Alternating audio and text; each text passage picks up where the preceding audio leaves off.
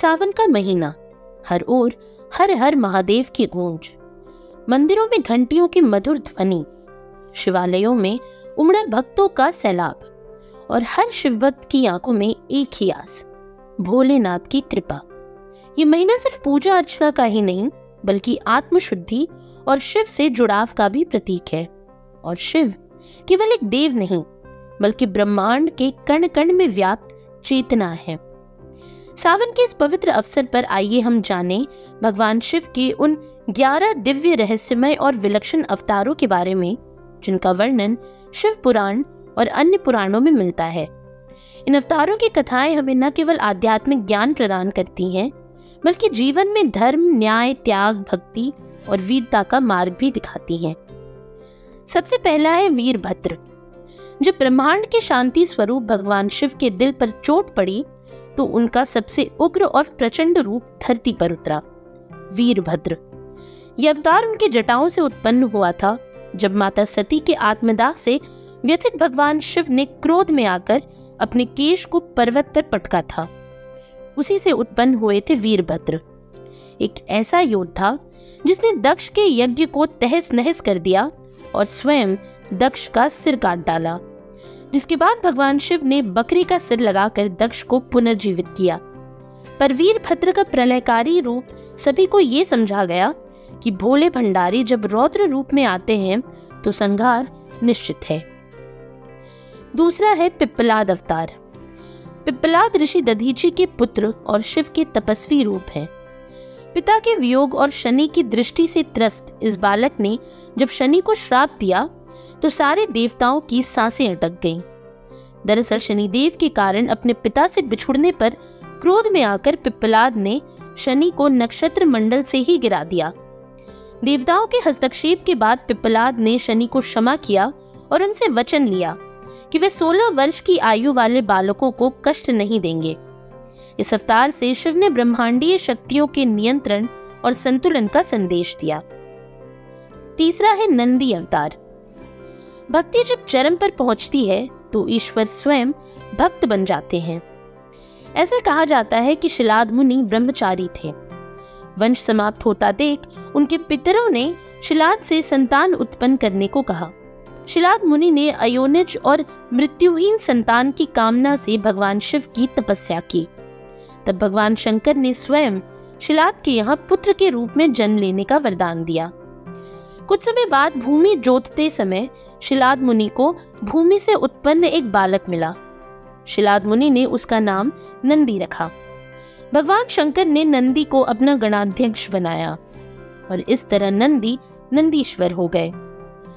चौथा है भैरव अवतार। शिवपुराण में भैरव को परमात्मा शंकर का पूर्ण रूप बताया गया है। कहा जाता है एक बार भगवान शंकर की माया से प्रभावित होकर ब्रह्मा और भगवान विष्णु स्वयं को श्रेष्ठ मानने लगे। तभी वहां तेज पुंज के मध्य एक पुरुषाकृति दिखाई पड़ी। उन्हें देखकर ब्रह्मा जी ने कहा कि चंद्रशेखर, तुम मेरे पुत्र हो, अतः मेरी शरण में आओ। ब्रह्मा की ऐसी बात सुनकर भगवान शिव को क्रोध आ गया। उन्होंने उस पुरुषाकृति से कहा कि काल की भांति शोभित होने के कारण आप साक्षात कालराज हैं, भीषण होने से भैरव हैं। भगवान शंकर से इन वरों को प्राप्त कर काल भैरव ने अपनी अंगुली के नाखून से ब्रह्मा के 5वें सिर को काट दिया। इस कारण वे ब्रह्म हत्या के पाप के भागी बने और अंततः काशी में जाकर मुक्त हुए। पांचवा है अश्वत्थामा। भगवान शंकर का 5वां अवतार अश्वत्थामा माना जाता है। महाभारत के अनुसार अश्वत्थामा पांडवों के गुरु द्रोणाचार्य के पुत्र थे। वो भगवान शंकर, यम, काल, क्रोध के अंशावतार थे। गुरु द्रोणाचार्य ने भगवान शंकर को पुत्र रूप में पाने के लिए कठोर तपस्या की। उनकी तपस्या के फलस्वरूप समय आने पर स्वांतिक रुद्र ने अपने अंश से गुरु द्रोणाचार्य के पुत्र अश्वत्थामा के रूप में अवतार लिया।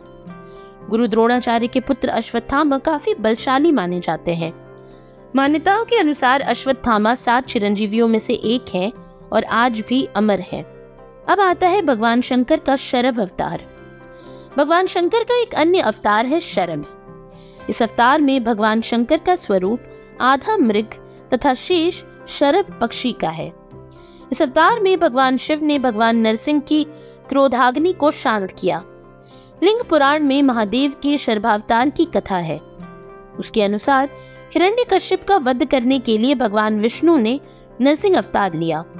हिरण्यकश्यप के वध के बाद भी जब भगवान नरसिंह का क्रोध शांत नहीं हुआ तो देवता महादेव के पास पहुंचे, जिसके बाद महादेव ने शर्भावतार लिया और वे इसी स्वरूप में भगवान नरसिंह के पास पहुंचे तथा उनकी स्तुति की।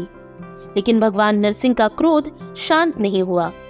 ये देख शरभ रूपी भगवान शिव अपनी पूंछ में नरसिंह को लपेटकर ले उड़े।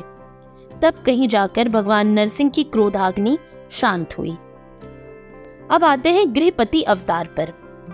दरअसल गृहपति अवतार भगवान शंकर का 7वां अवतार माना जाता है।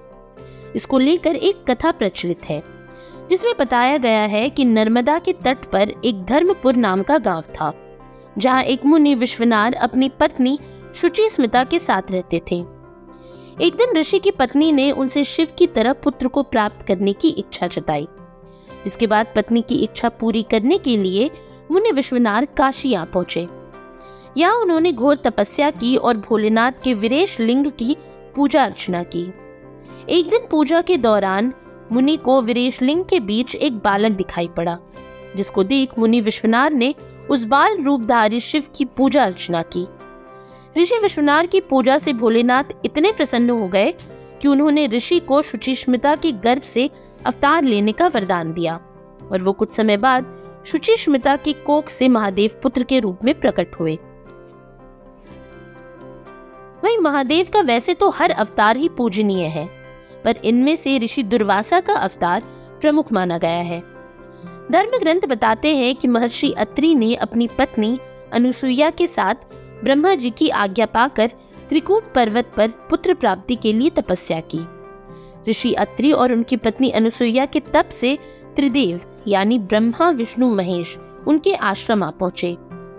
आश्रम पहुंचकर त्रिदेव ने उन्हें कहा कि हमारे अंश से आपके यहाँ 3 पुत्रों का जन्म होगा, जो माता पिता का यश बढ़ाने वाले होंगे और त्रिलोक में विख्यात होंगे।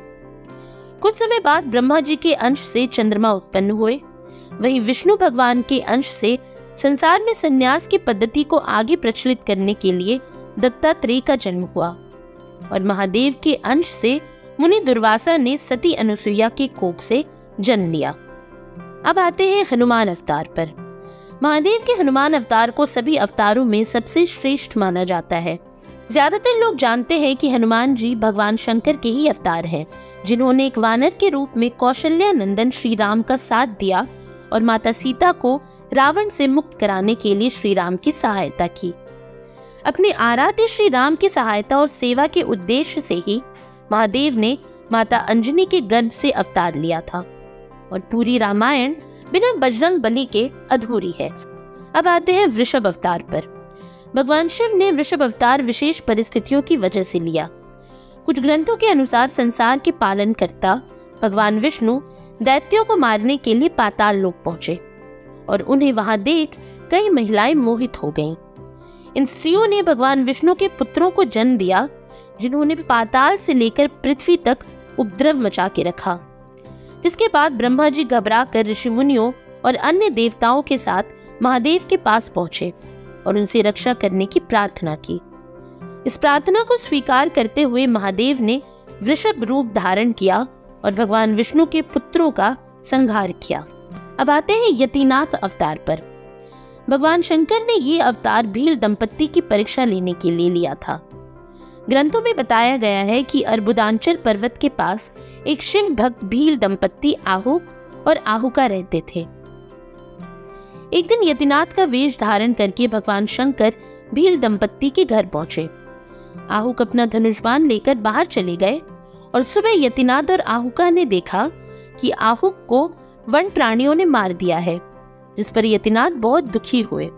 साथ ही आहुका अपने पति आहुक की चिताग्नि में जलने लगी, जिसे देख महादेव ने आहुका को साक्षात दर्शन दिए। साथ ही उन्हें वरदान दिया कि वो अपने अगले जन्म में फिर से अपने पति से मिल पाएंगी। अब इन अवतारों की महिमा जितनी अद्भुत है, उतनी ही शिक्षाप्रद भी। कभी भगवान शिव न्याय करते हैं, कभी भक्त की परीक्षा लेते हैं, कभी मार्गदर्शन देते हैं तो कभी विनाश करते हैं। सावन का ये महीना न केवल व्रत उपवास का है, बल्कि अपने भीतर के अहंकार, आलस्य और अधर्म को त्याग कर भगवान शिव के सच्चे स्वरूप से जुड़ने का अवसर भी है। तो सावन के इस पुण्य काल में जब आप भगवान शिव का जलाभिषेक करें तो इन अवतारों की कहानियों को स्मरण कर शिव तत्व को आत्मसात करें, क्योंकि यही महादेव की सच्ची आराधना होगी।